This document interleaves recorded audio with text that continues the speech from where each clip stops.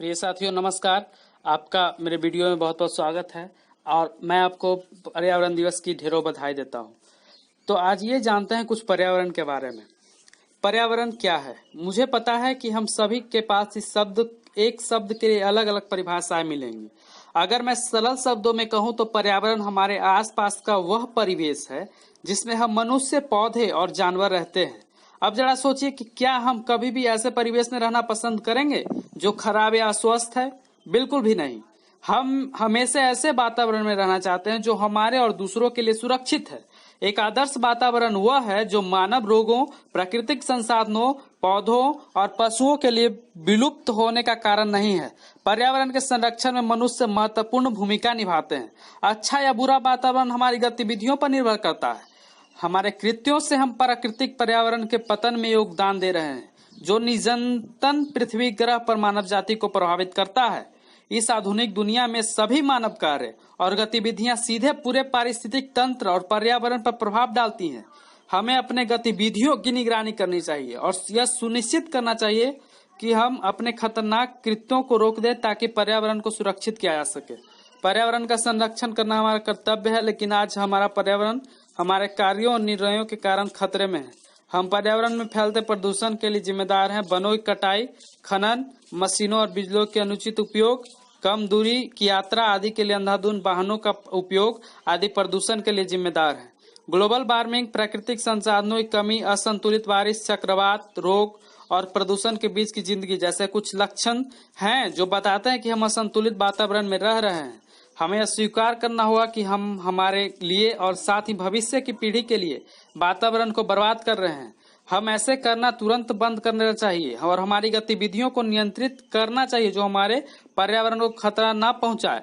पर्यावरण को होते नुकसान से बचाना कोई बड़ा काम नहीं है। ऐसा कुछ नहीं है जिसे हम हल नहीं किया जा सकता है। हमें बस कुछ कदम उठाए जाने की आवश्यकता है।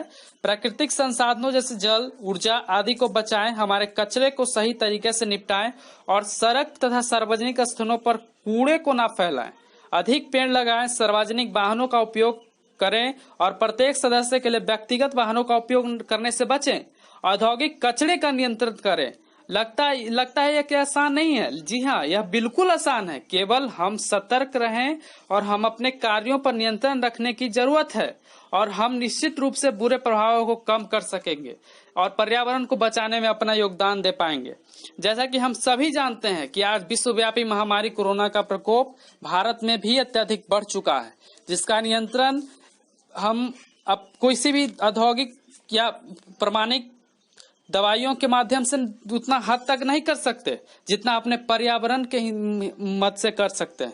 तो हम अधिक से अधिक पर्यावरण को बढ़ावा दें। हमारे पर्यावरण को एक सच्ची श्रद्धा से हम अगर मनाना चाहते हैं तो हम वृक्ष लगाएं और इन सभी बीमारियों से दूर भगाएं जो कि आज हमारे देश और विश्व में फैले हुए हैं। तो हम सभी को इस पर्यावरण दिवस पर एक शपथ लेना चाहिए कि हम महीने में एक पेड़ जरूर लगाएं। एक आदमी महीना में अगर एक पेड़ लगाता है तो हमारा वातावरण ही नहीं, पूरा विश्व, पूरा भारत भी स्वस्थ हो सकता है। तो हम इस कल्पना कर सकते हैं कि आने वाला सुनहरा भविष्य मेरा अच्छा होगा।